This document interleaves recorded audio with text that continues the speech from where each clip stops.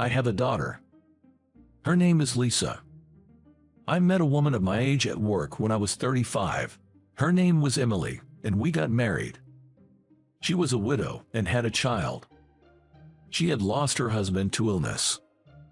At that time, Lisa was only 6 years old. Lisa, this is your new dad. Nice to meet you, Lisa. Nice to meet you too. Without looking up and making eye contact with me, she answered in a small voice. It seemed Lisa was very attached to her deceased father. I heard she was adored by him as she was an only child.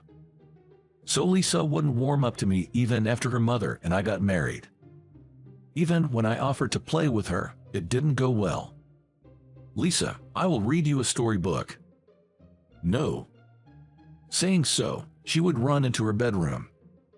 I took Lisa on trips and to amusement parks, but she still wouldn't talk to me. It was understandable that she couldn't get used to the idea of a stranger, like myself, suddenly becoming her new dad. But still, it made me sad we couldn't bond at all. Emily said she'll open up to you someday, but that didn't happen. Lisa never called me dad. When I married Emily, I vowed to myself that I would love her daughter as my own. I believed that she would eventually understand my feelings. Lisa was very studious, especially diligent about the things she was interested in. She had an interest especially in acting. At her request, we found her a theatrical troupe to join. She was only 10 years old when she started acting, but her dedication to practice was impressive. She was inspired by a play she saw in elementary school and wanted to be on stage herself. I know I was an overly proud parent, but even I could tell Lisa was a good actor. Whenever I heard Lisa was performing, Emily and I went to see her play. After the play, I praised her as much as I could, and the three of us went out for a nice meal. Lisa, your performance was wonderful. I was so moved at that particular scene that I couldn't help crying. Yeah. No matter how much I praised her, her responses were always indifferent. She would often say, yeah, or I see, but that didn't bother me at all. I just hoped she would open up bit by bit. Years passed. However, even as a teenager, Lisa still wouldn't call me dad. It was around this time that Emily started acting strangely.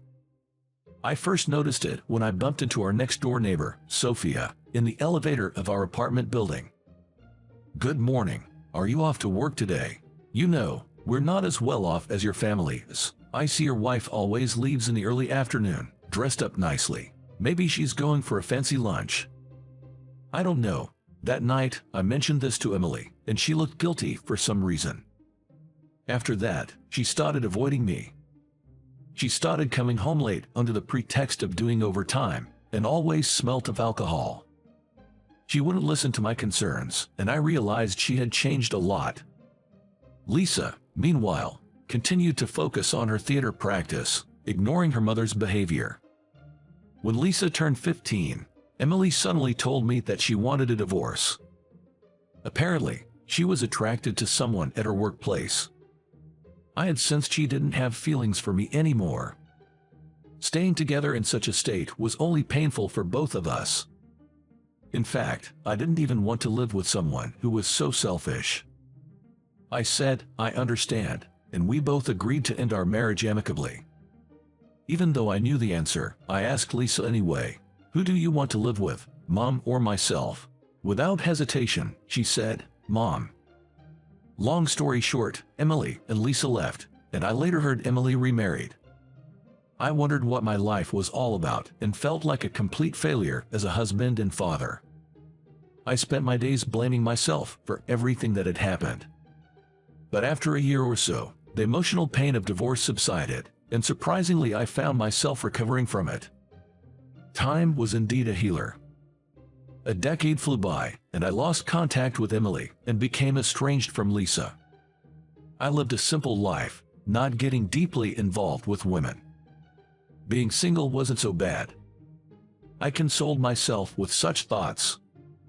One day, I happened to see something totally unexpected. Coming home after working overtime, I just wanted to relax. I was watching TV, having a few beers. A play by a theater troupe was broadcasted. I used to go and watch plays. And I thought of Lisa.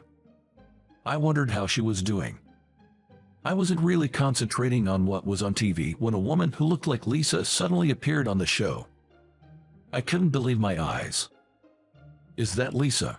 After the play ended, I watched the credits roll. Among the names of the performers was Lisa Smith. The surname Smith must be Emily's latest husband's. I had mixed feelings.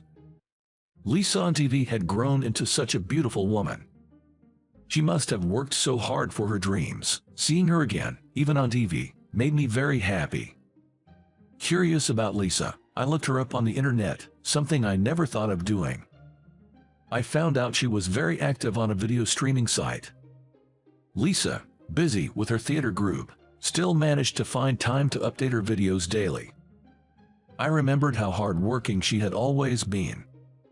Since then, I started watching her videos every day without fail.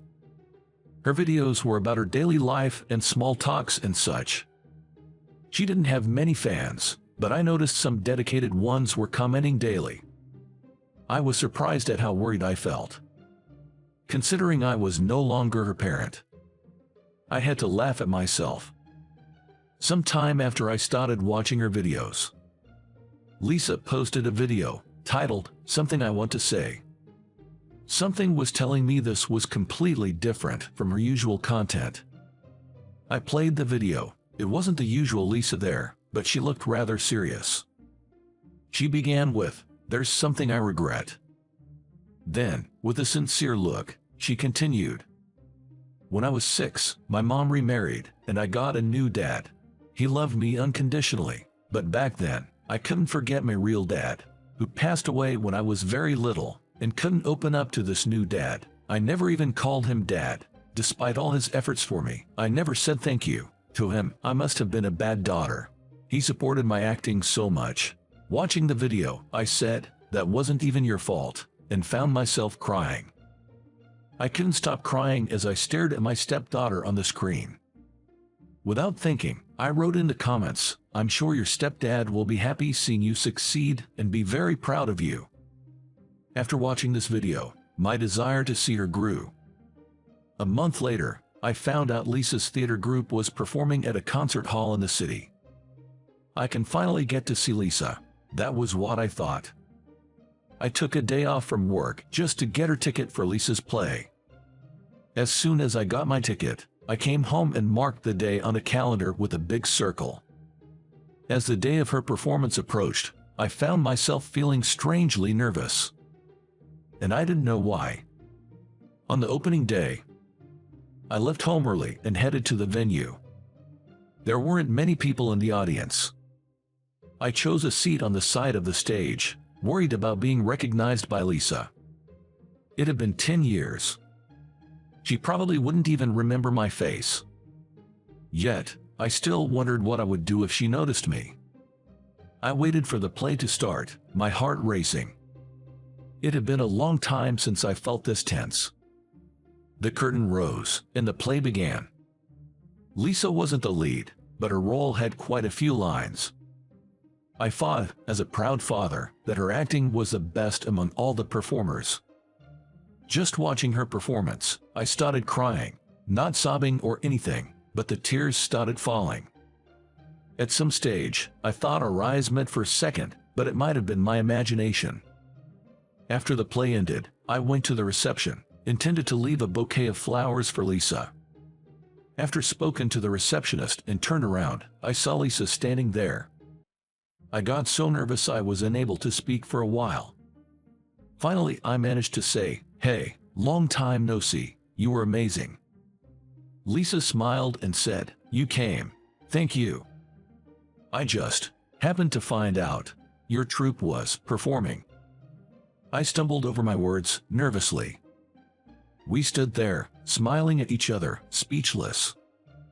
Then, someone from her troupe called her from afar, and she replied loudly, "I'll be right there." Lisa then asked, "If you have time, can we talk a bit? Could you wait for me?" "Of course," I replied. About 20 minutes later, Lisa came back with her belongings. holding the bouquet I had given her.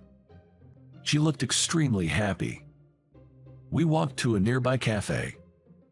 After some trivial conversation, as we started to feel more comfortable, Lisa began to speak. Looking down, I grew concerned at her sad expression and asked, "What's wrong?"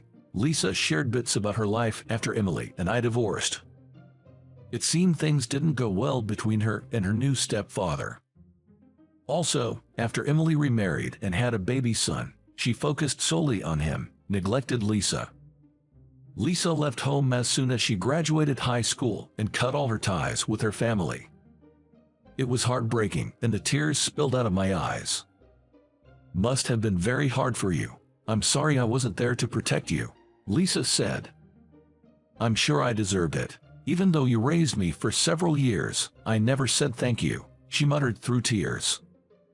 Hearing this, I said to her, "Don't blame yourself. I was truly happy seeing you succeed. I am very proud of you." I realized I was repeating the same words I wrote in her video comment. Lisa looked surprised, then smiled. "I still think of you as my daughter, Lisa. It doesn't matter to me that we're not biologically related. If you ever need anything, don't hesitate to ask me. I'll do anything I can to help you." For some reason, I felt a bit embarrassed after saying that. Lisa looked delighted and said, "Thank you, Dad." From then on, I've never missed any of her performances. Sometime afterwards, Lisa got engaged and introduced her fiancé to me. "Dad, this is Steve. Steve, this is my dad. Nice to meet you." "Nice to meet you too." Steve was a senior member of her troupe and seemed like a fine young man. He said he fell for Lisa, seeing her giving 100% in everything she did. I thought he was truly a right man for her.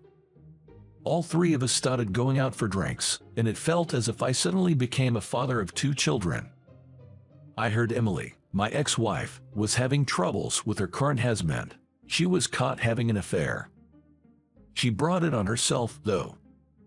"You're my only dad," Lisa said to me, as she handed me my lunch she made. Lisa looked me in the eye and smiled warmly. From now on, I will always want to be there for Lisa, protecting her as a father.